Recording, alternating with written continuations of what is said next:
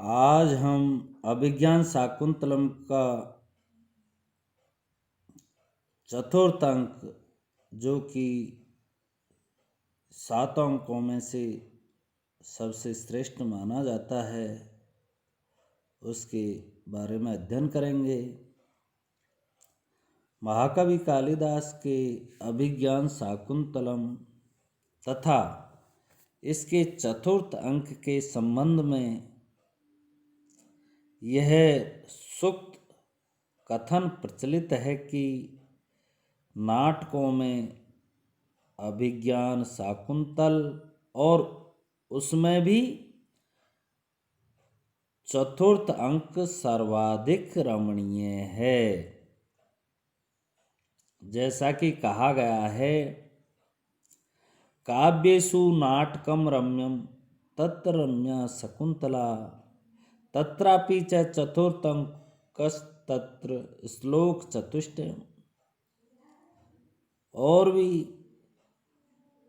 कालिदासस्य सर्वस्व अभिज्ञान शाकुंतलम तत्रापि च चतुर्थंको यत्र याति शकुंतला। वस्तुतः अभिज्ञान शाकुंतल का परिशीलन करने से यह स्पष्ट हो जाता है कि इसका चतुर्थ अंक संपूर्ण नाटकीय कथा वस्तु का केंद्र बिंदु है। दुष्यंत और शकुंतला का गांधर्व विवाह तो हो जाता है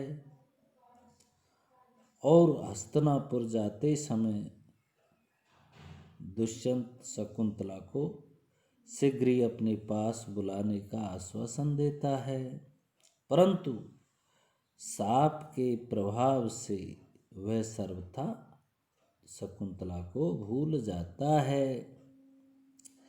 फलस्वरूप सोमतीर्थ से लौटे हुए महर्षि कण्व को जब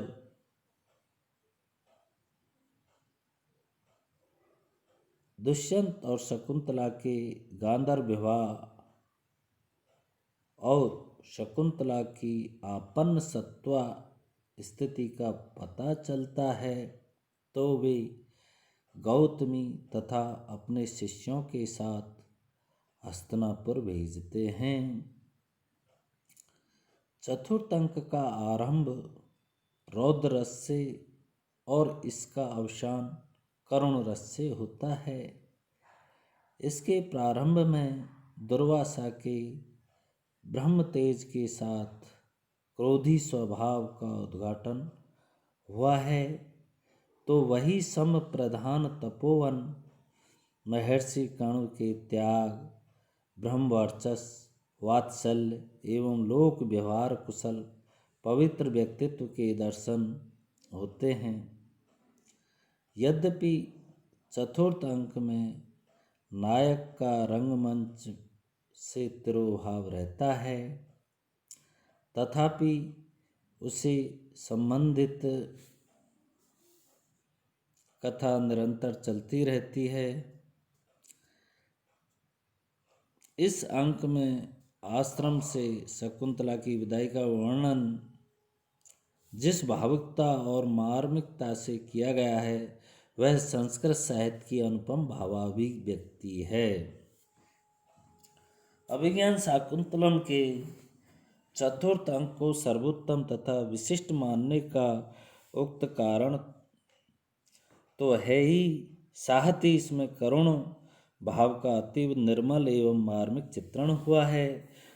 पुत्री की विदाई पर उसके माता पिता के हृदय में जो करुणापूर्ण वात्सल्य उमड़ पड़ता है, उसका कवि ने अत्यंत हृदयाकर्षक चित्रण किया है।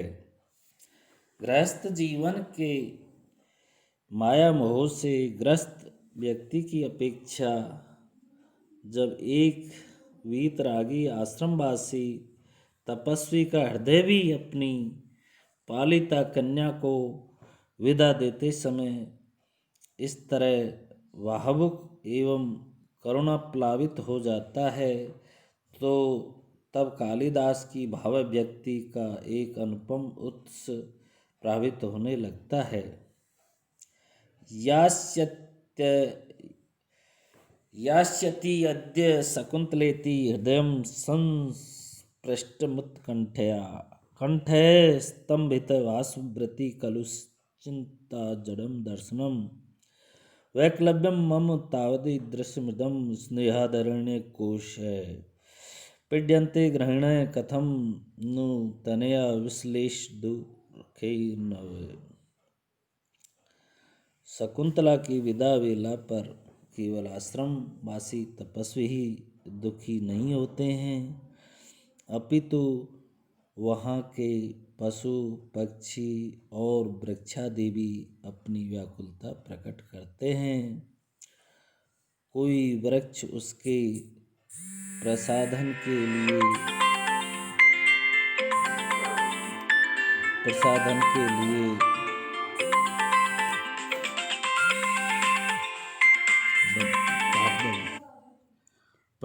के लिए आभरण तुल्य सामग्री प्रदान करते हैं, तो कोई लाक्षा रस प्रवाहित करते हैं। यथा क्षौमं केनचिदि पांडु पांडु तरुणा इत्यादि। शकुंतला के प्रस्थान काल पर मृगियाँ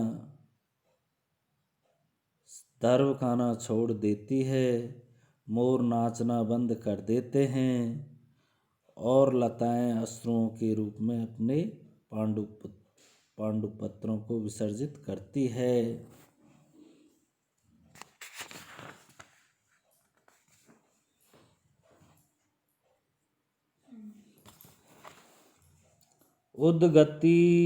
उद्गलित दर्भ कबला मृग्य परित्यक्त नर्तना मयूरः अपसृता पांडुपन्ना मुंचत श्रृणीव लता। महाकवि कालिदास ने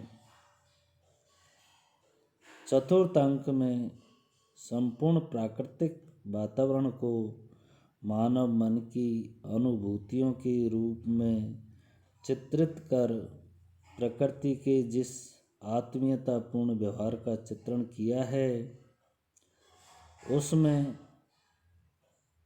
इसमें करुण भाव का उद्रेक तो हुआ ही है, साथ ही इससे अंतः एवं बाहरी प्रकृति की एकात्मकता का रम्यतम चित्रण हुआ है।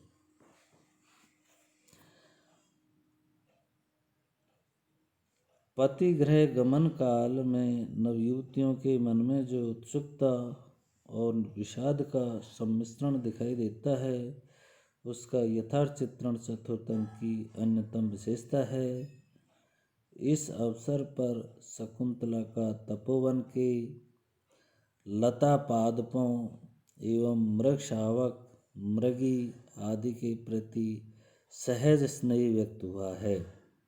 महर्षि कण्व एक सहृदय वत्सल पिता की तरह पुत्री के सुख सौभाग्य की कामना प्रकट करते हुए शकुंतला को सदुपदेश देते हैं।